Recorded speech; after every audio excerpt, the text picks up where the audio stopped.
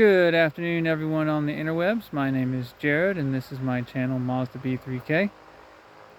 Today we continue the adventures of my brother's old 2010 Ford Fusion Jadzia, and we are going to investigate an issue where the HVAC does not respond to temperature control. So you set it to hot, it doesn't go hot. You set it to cold, it won't go cold.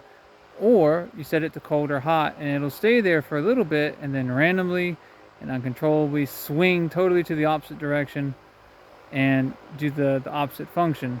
There's something up with the blend door and we're going to find out. So without further ado, let's get started.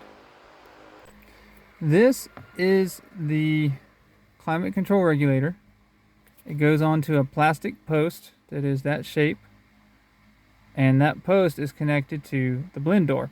And what is a blend door? The blend door is a plastic partition that can swing in two different directions to control whether or not you get hot air or cold air coming out of your vents. So 2010 Fusions are known for this to fail, this actuator, and have some other quirks with their HVAC system.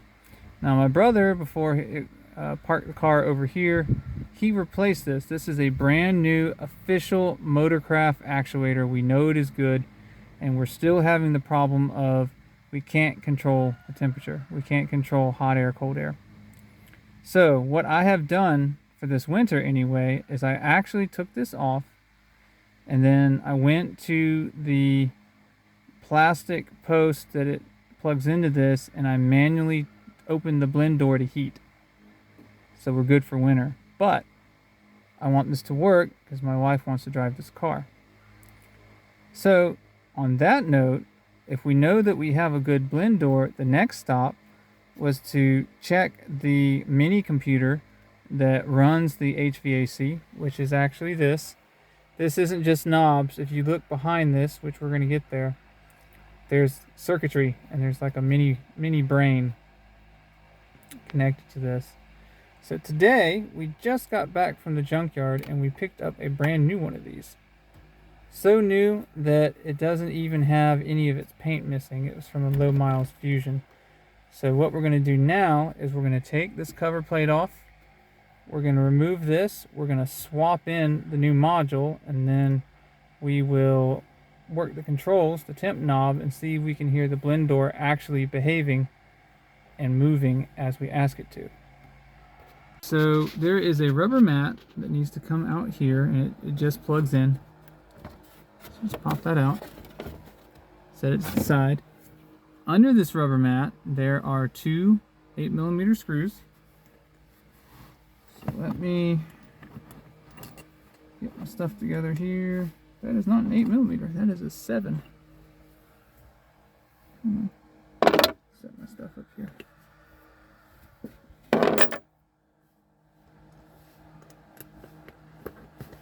Okay, so we have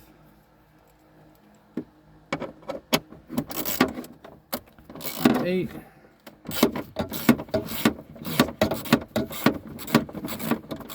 Not a big deal here. Get it loose.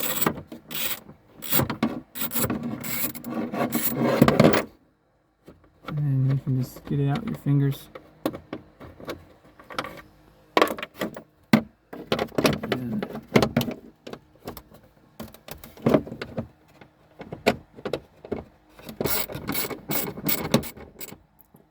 Other 8, you can pop the tool off if you want. Just spin this off with your fingers.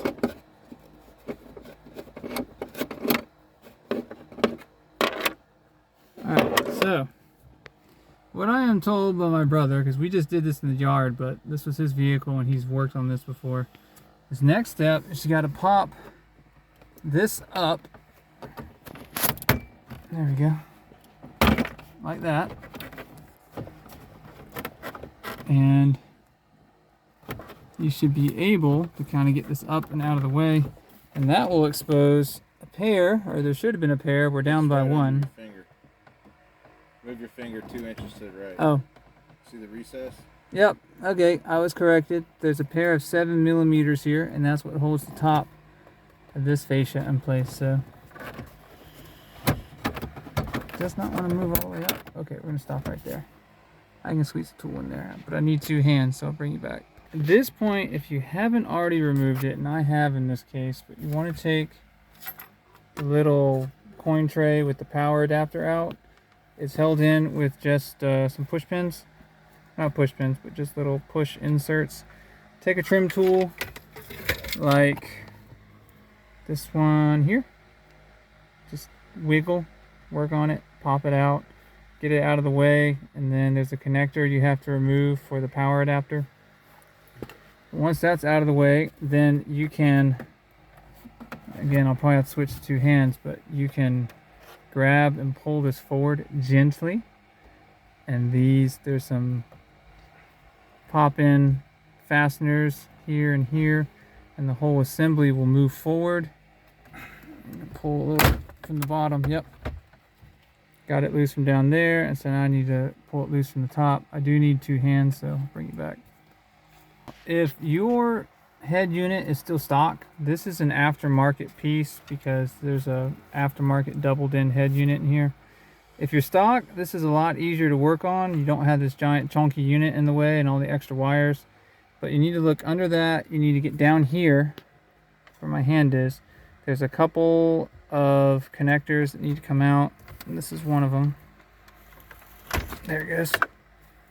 And you work your way across, pop those out. They're pretty standard Ford connectors, so look for something to press down or look for a retainer to press down so the connector can slide away. Once you do all that, this will come free, and then we can work on the next steps. Okay, so I've taken enough loose that we can get to the actual control module here. As you notice, there's a bit more to it than just a couple of knobs and wires. There's a couple of T20 Torx. I think there's 4 of them that hold it in. 1, 2, and then 3, 4 on the other side. So break these loose. I mean, I'll use my ratchet here, but screwdriver, however you want to do it, break them loose, and then this will slide right out. And after that, we start the reinstallation. Okay, apologies for the noise, compressor's running, but I just wanted to show that this comes right out once you get all 4 of the Torx out, and it's a T20. So once that is done, we set this aside. We're going to spray the one that we got from the junkyard out a little bit. The vehicle it came out of had a ton of broken glass. We want to get all the little bits out before we do installation. And I'll bring you back when we start that. So here is our new unit. It came, believe it or not, this came from the junkyard, and it looks this good. So really pleased with this. It is compatible, so it's a matter of just dropping it in and reversing disassembly. So we'll put the Torx screws back in, put the connectors back in. You know, it's like playing a country song in reverse. You just kind of get everything back. So I'm going to work on that, and then I'll bring you back once we get it all back together. Something that my brother pointed out that's always a good thing to point out is be mindful that when you're packing things back in, you don't catch, pinch, slice, maim, destroy a wire, because then life becomes considerably more sad and you have to go fix that. You shouldn't have too much of an issue with that if you are still running stock. The wiring is a lot less dense and spaghetti-like than what you see here, but just be mindful. So, public service announcement over. Here's what we look like when we're all done. Make sure that there are 6 of these push tabs that you have to lock in. Make sure you feel all those lock in. You want to start down here at the bottom when you push this in, and then kind of work your way up. Remember, you got your 2 7mm here, you've got 2 8mm there, and that's it. So if you're only swapping the HVAC module, you're done at this point, and you can go ahead, put it in accessory mode, and see if you can hear the blend door. But in my case, as I showed earlier in the video, I had also taken the actuator off because I didn't want it randomly flopping between hot and cold. So I need to go ahead and take that actuator and reinstall it. And the actuator goes kind of down over in this area. It's a bit of a pain to get to. It's kind of down here by the brake switch. That's what you're looking at right now. So I'm going to fight with that. And once I finish that fight, I'll bring you back, and we'll test the blend door together. Now leave comments if you actually want to know how you install and remove the actuator. That might be worthy of its own little 5-minute video. So let me know, people. All right, guys, good news. We got everything back together. We did our test, and I got the actuator back in. I was able to watch the actuator move after turning the temperature knob. So the blend door is moving, which is a big improvement over where I left it, where the blend door was not moving at all when you turn the knob.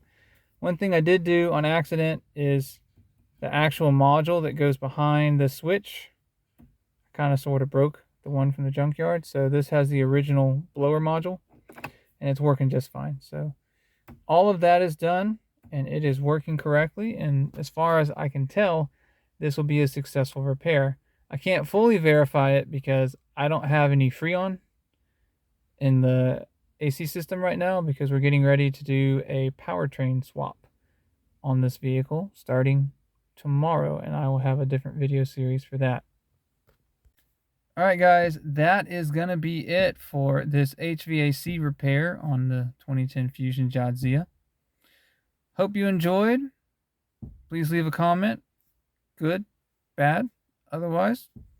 If I don't get feedback, I can't learn and work on these videos to make them of more value to everyone who's watching. Also, please like, share, and subscribe. That helps me grow the channel, which ultimately will let me do more stuff and more things, which makes everybody happy. And with that being said, I will see you later.